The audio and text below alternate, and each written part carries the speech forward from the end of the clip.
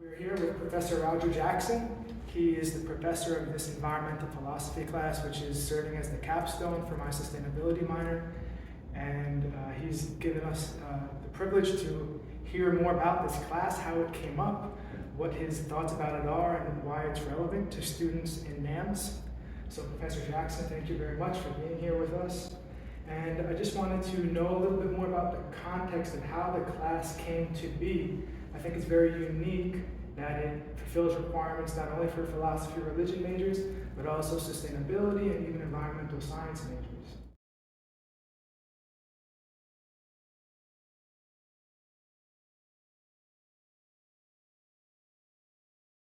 So the class came about because when I came to Stockton, which was back in 96, around that period of time, I was hired as what is known as an applied ethicist.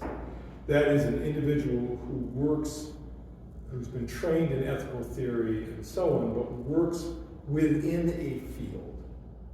So you could have a medical ethicist, or you could have someone who does engineering ethics, or you could have someone who does business ethics, and so on. And the idea is that within that particular field, there's a set of sort of reasonable assumptions, theories, and so on that are accepted as part of the community.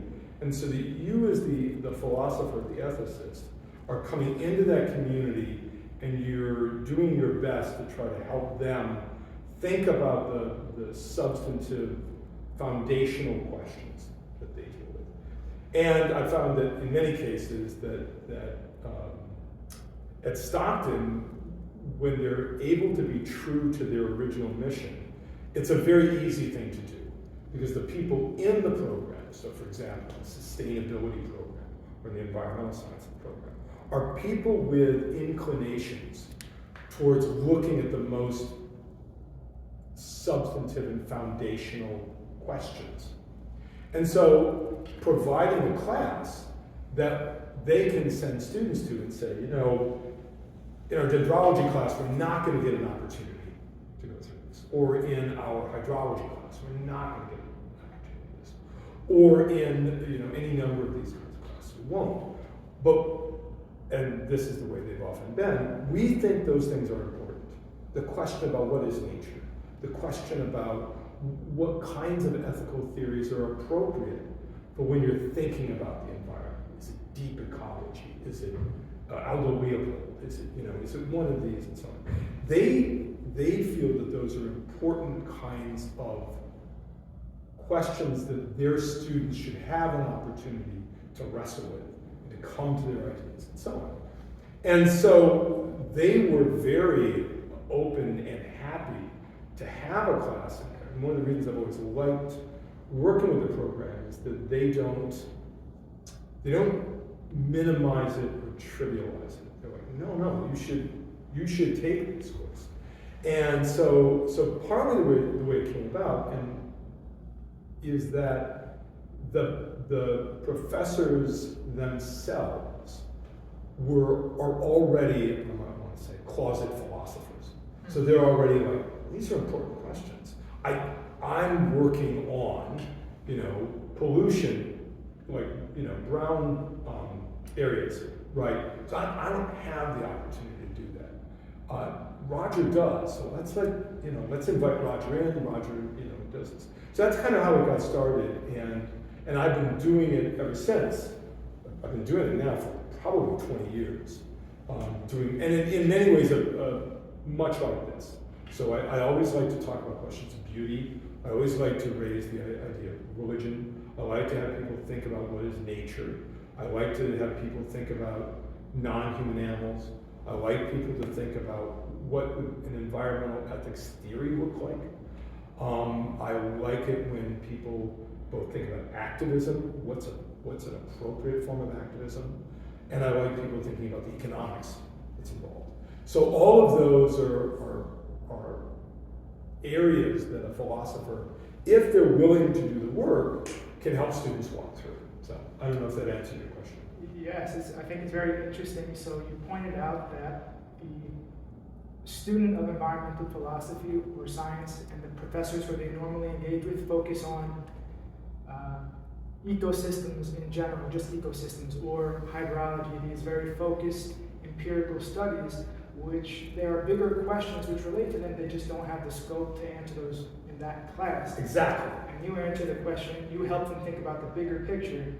And I'm hearing from what you're saying how you like to end the course with economics and activism, so you not only give them a bigger picture of how the philosophy informs their empirical study, but how it then relates to other humanities disciplines, which is super important. Yeah, exactly. And again, I think partly one of the things that I've always felt was the strength of Stockton. And I hope after I retire and that they continue to keep doing it, is the interdisciplinary nature. The refusal to silo things. To go, look, I do hydrology, there's nothing else, it's just that. And the sustainability major and the environmental science major and so on are really designed to go, no, you've got to think about a lot of different stuff. And you've got to think deeply about a lot of different stuff. And I think that I worry that institutions will fall back into that silo effect, where it's like, well, you do this thing, but look, I work on psychology. There's no real point in talking about these other things. Or I work on swamp plants. There's not, but everyone who's studied anything at any deep level knows that those are all artificial. Those little separations like that, and they create. I would argue, and I suspect you would agree with me on this. They create a kind of barrier to effective cooperation. Sure. Because it's like, well, why would I want to talk to Krishna? He does that religion thing. I don't do that. And so he doesn't really have anything to say to me, so I'm not going to really talk to him. And Krishna's like, wait, actually, I think that there's more going on here in the ways in which you're looking at the world, the way I'm looking at the world, that we may be using different language, we may be using different concepts, but we're struggling with many of the same dilemmas and questions and so on.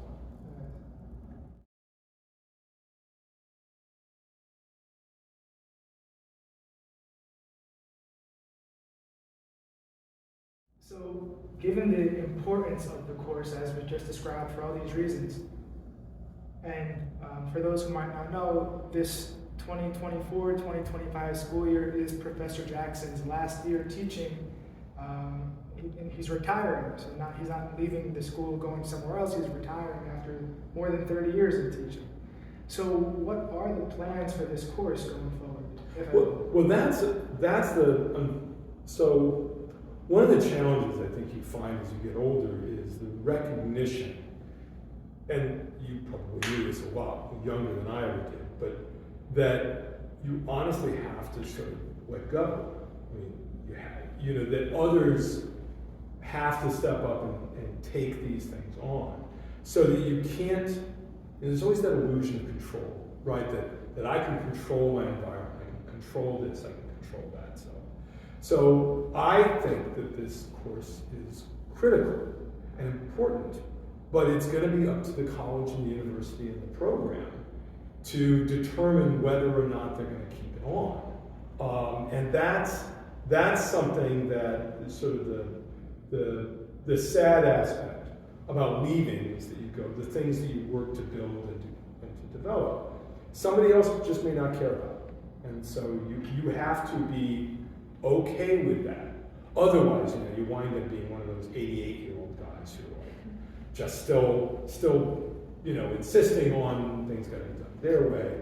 And so I hope that the program encourages management to hire someone like myself, who found such joy in working with other programs, other disciplines, and helping to let them visualize and conceptualize new ways to interact and so on. But that's really management. There's been as you probably well know, there's been a real push against the humanities.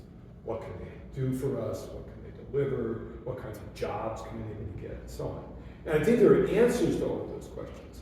But I think that the most important thing is always, what kind of a place will Stockton be? Is it a place that prides itself on the interdisciplinarity? Is it a place that prides itself on going to the deepest level of questioning? And that's for the next generation.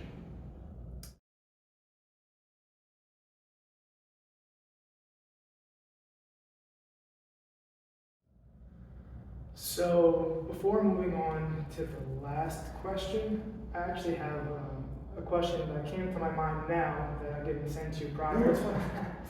So from your vantage point as someone who values interdisciplinarity, do you see any other faculty members, whether within the philosophy or religion department or any other department, that share at least to some extent that common value? Oh, I think there are plenty. I think, so for example, if you take someone like Professor Patrick Austin, Okay.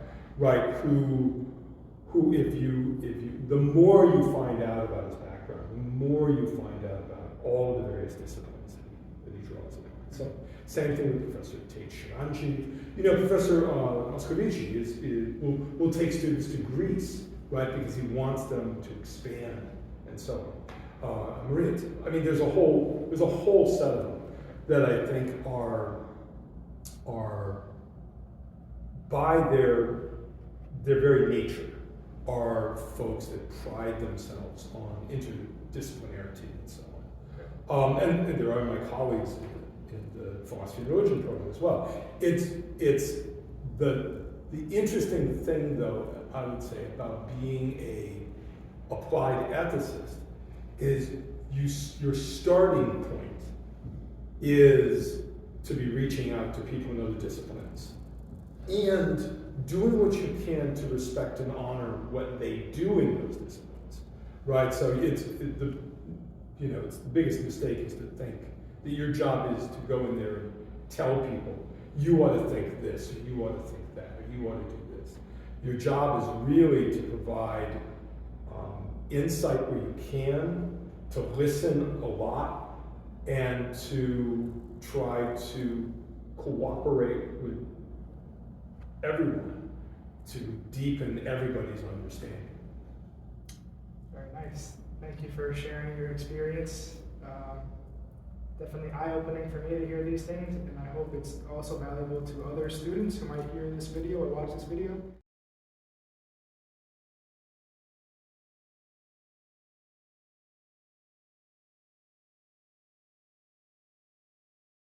So for the last question, now for the students, from NAMS specifically, do you have any advice or insights on how philosophy and religion specifically, why is that relevant to the natural sciences, or how is that relevant?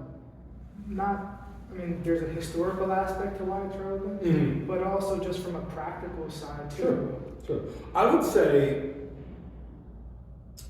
that one of the wonderful things that you can get in choosing an undergraduate degree in environmental sciences or sustainability is they're going to give you the tools and techniques to be able to work in a number of different fields in there. And again, since the sustainability program has an entire track dedicated towards a kind of business component, the administration, and so on, all these various ways. So they're going to give you a lot of that kind of stuff. But what's going to happen is that, 8 to 10 years in, you're going to wind up dealing with questions about what is the right thing to do, what is good, what is the direction that we ought to go. And you should, at the undergraduate level, have experience dealing with those kinds of questions as well. Because, and it's interesting that we do this today, because we were having a discussion in class today, and you raised quite rightly, the challenges that we face is that as younger entities, we are often more open, more amenable to various ideas, to various possibilities, and we all run that risk. And we make an interesting argument about whether or not it's even down to the molecular level, but of sort of solidifying, rigidifying, and so on, losing our plasticity. So if you can have it at an undergraduate level, built in the openness that comes with philosophy as, oh, this is what it means to be an environmental scientist or a sustainability person, is that one of the things you look at are not just the data, not just the techniques for boring or whatever it is you're going to be doing, but what we're going to be doing with it, what we're going to be thinking about it, what are the possibilities, what are the alternatives, and so on. And by incorporating philosophy as part of the undergraduate discipline, we hope that what it does is it kind of gets in the genetics of the students so that it's always there. And they don't think of it as some other kind of thing to do, but part of what it means to be a flourishing environmental scientist or a flourishing sustainability. Yes. Philosophy helps us to think outside of the compartmentalization that you referenced before, and how our focus in our field relates to the world around us. And it helps us to think about that in a deep way, not just a superficial way. And definitely this environmental philosophy class, now we're 7 weeks into the semester, has opened up so many doors for very interesting dialogue with everyone in the room. And you can really see how what Professor Jackson is saying here really it manifests itself in the classroom in this environmental philosophy class. So in conclusion, I just wanted to say thank you again. Thank you very much. Thanks. Thank you. And I hope that these kind of classes continue at Stockton for the benefit of anybody who walks through these doors. Thank you.